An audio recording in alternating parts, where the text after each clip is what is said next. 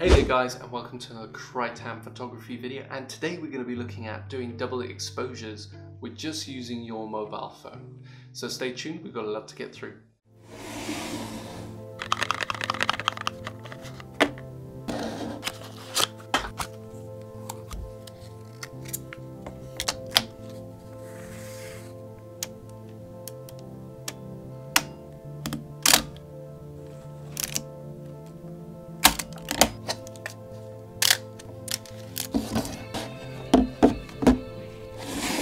So one of the first things you're going to need is your mobile phone and the app called Snapseed. So I'll put the link in the description below where you can download it.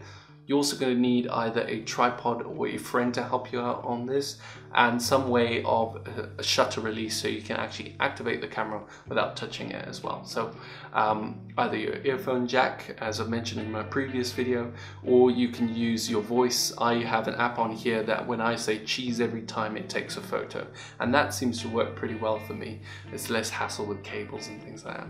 And you're also going to need, and very importantly, is a white background. So I've actually got my cream background here. I know it looks white, but that's just due to the light setup that I've actually got. Yeah, stay tuned and let's get to it. Hi there guys, and welcome to another Crytam photography video, and today we're going to be looking at how to do a very simple effect that is known as double exposure. Double exposure photography. It's quite a tricky one to do on a PC, so I'm going to be showing you how to do it very easily on a phone and just using one app. Okay, so as you can see, I've taken a photo here and it's just me against a very light wall. Using a light white or cream background wall works really well. The lighter the better, and I've stuck two lights in just to illuminate certain parts of the image. But I'm going to essentially be taking that background out and making it as white as possible, like it was shot in the studio. So we're just going to share that with the app Snapseed. I'll pop in the link in the description below of where you can download it. It's available for iOS and Android. If you haven't heard about it now, you need to check it out. This app is amazing. So once you've actually got the photo in here, I shot it in RAW because my phone has got RAW capability. You can shoot in just basic camera, it still work with JPEG. It probably won't come out as great just because the quality is a bit lower, but it will still give the overall effect if you follow these tips. So once you've loaded the photo in, you need to make sure that you take out the color, and you need to get rid of any dark patches in the photo that are not your subject. So as you can see, I'm dressed in black, and that's exactly what I wanted to do with this image, was that I be in full black so you can see all the outlines, but the lights and the shadows around me I want gone. So let's get to it. So right, I'm gonna go into the saturation. I'm gonna take that down, and I'm gonna bump up the exposure just a little bit. Not too much, and I want to increase the contrast. And as you can see, it's starting to look kind of like studio, but we're getting there.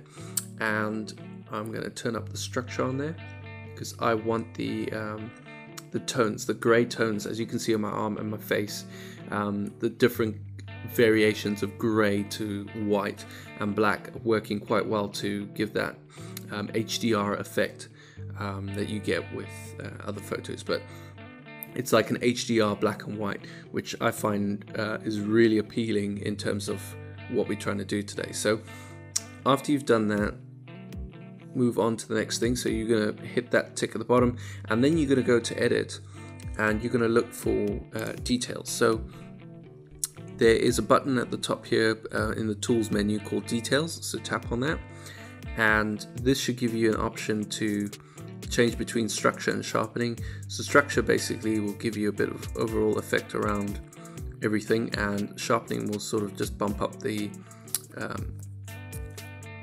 things like the beard that you can see there, and some of the details that sort of get missed in these kind of photographs.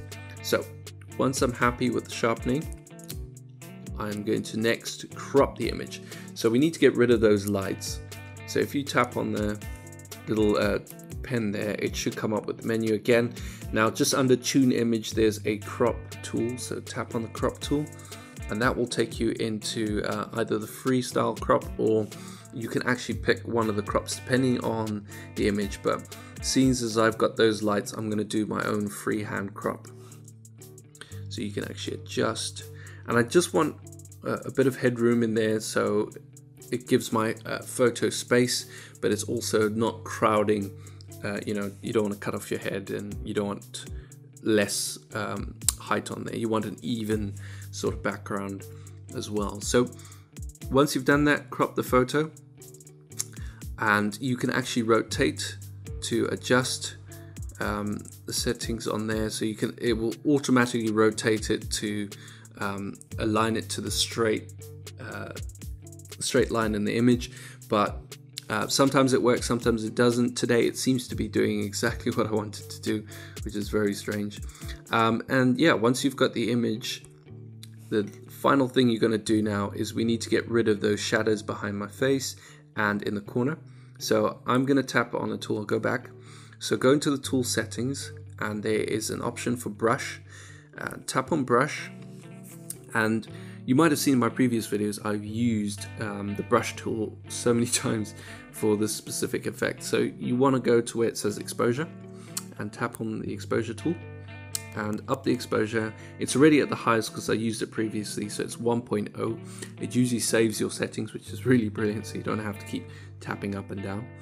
And I'm going to switch on the eye because I want to see where I'm actually making this effect on the picture. So let's start here, and don't worry about it hitting the outline of you. You can always go back and edit it out, erase where you've actually put in this effect. And I'm just doing it very quickly to show you.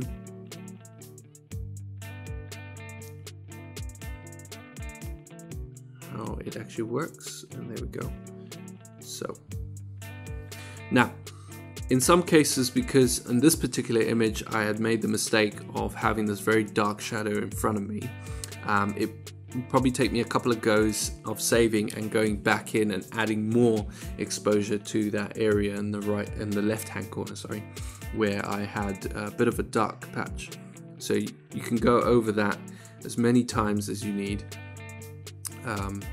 So I'll give you an example. So I'm quite happy with how it's turning out, and I hit the tick there and it edits there for me, and I can go back in with the brush again, and this will give me a bit more exposure, and as you can see, that's all disappearing. So it's not a big problem, but just bear in mind when you're taking the photo to make sure that you're getting rid of things like highlights, and it just saves a bit of time, as well as you're not wasting time trying to figure out how to fix that and change that and sort that. Okay, so once you're happy with how it looks in terms of the overall getting rid of any shadows and getting rid of any lines or objects that are not meant to be there in the photo, hit that tick, and now we're going to get to the magic. So once you've done that, hit the tick again and scroll down to the bottom, and you will see a tool in the filter section called double exposure. So what you want to do is tap on there, and this will bring up the double exposure menu, and at the bottom of the screen there's a little plus sign above a picture. You need to tap on that, and you need to add a picture from your gallery that you think will work quite well. And the lovely thing is, even if it doesn't work, you can try another photo, and you can try another photo, another photo. So I'm going to go into my downloads, and I'm going to tap on one of the pictures. So here I have a very detailed picture of New York. Also, I'm going to add that in there, and as you can see, it's sort of added that exposure in, and you can see me and you can see the skyline of New York. But I want that Empire State Building to be sort of in the center of me there. And you can just pinch zoom it, come out, you can twist it, you can do all sorts of things to make it work for you. So in this situation, I prefer the Empire State Building just sitting above my ear there. go. I kind of like the straight there, right. There we go. Okay, so once you've got it centered where you want it, oh, hang on. Once you've got it centered where you want it, hit that tick button. Now, there are a few options before you hit that tick button. And if you tap on the little thing that looks like a tiny little book, it'll give you options, like pre-options, before you even go back out to do this kind of effect. So you get like lighten, which is pretty cool. This effect basically lightens up the areas, as you can tell, all the dark areas, and sort of makes them a very light gray, but it retains more of the image and you lose more of your detail, which is really cool if you're going to be using, if you've got very bright images. And then you've got this other option, which I personally don't like because I don't feel this is my style of things, but the darken can work for some people. If you can make it work, let me know in the comments below.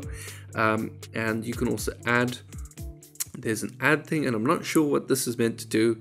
And then you've also got subtract, so that sort of takes away some of the light on you. And then you've also got overlay, but I'm going to stick to default because I want to retain that color and the image quality of that shot of New York through me. So once you've done that, and don't panic, because this is where the trick comes in, and this is why I love this app so much. Right, so at the top of the screen you'll see a little arrow that's curved above what looks like two pieces of paper, but that's actually just layers. So tap on there and it'll bring up this menu, and you want to go to view edits. And once you view the edits, you want to go to where it says double exposure. So this brings up all the edits you've made to the photograph so far, and you want to tap on the double exposure one, and it'll bring up a new menu. And just before the dustbin there's a little paintbrush in a box, and you want to tap that, and suddenly that's all gone. Your effect is gone. The reason being is now you have the power to paint that effect onto your image. So I'm just going to tap the eye, and I'm going to just paint onto me the image.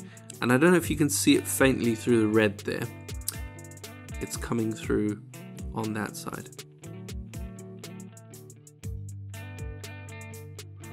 Don't worry about the edges, I'm going to clear those up in a minute. I'm just showing you basically what it does. So once you're happy with getting all the dark areas in your image done, what you want to do is hit that eye again, and you want to go back into the image and tap down on that arrow to remove the exposure. So it's kind of like erasing where you've gone before, and you can just do that with the paintbrush with your finger just on the screen. So you don't need to be well versed in Photoshop to do this. You don't need, you know, hours of cutting and masking and so on that you do use when you do this in Photoshop. It just works very simply, and the effect can be simple and low cost, so you can play around with this. I like the effect that it's given me in terms of playing around with double exposure. I've been really excited to do this for quite a while, and the pain of sitting through Photoshop to do it just puts me off a little bit sometimes, so I kind of like just doing this in Snapseed, so it works really well. I've done another photo like this. Do check my Instagram account. There's a picture of a good friend of mine, Daniel Jenkins, a musician, and I did one with still in my house against the same cream wall, and it seemed to work out pretty well. But do check it out, and once you're happy with the edit, obviously you can go back and change certain things. So I want that the darkness in that image, and I want a bit more color, and I want a bit more contrast because I don't feel like it's almost there. So I'm going to up that contrast, as you can see, and a bit of saturation. We get that lovely sort of orange sky that you get in the photo there. You can bump up the highlights, and I'm going to go back into details. I'm going to add a bit more structure and a bit more of the sharpening, just to get my eye in there and everything.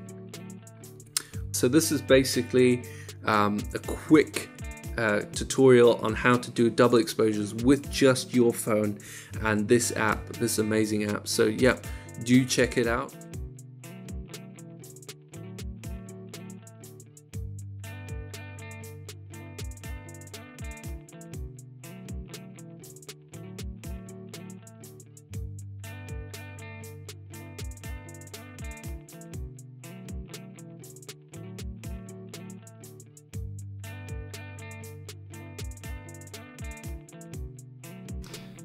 Thank you so much for watching my video. If you've liked what you've seen, do drop us a like, subscribe, share, do your worst on that comment section. If you've got any tutorials or kit that you want me to do a review on, I'm very open to how I do things on the channel here, and I'll see if I can do that for you.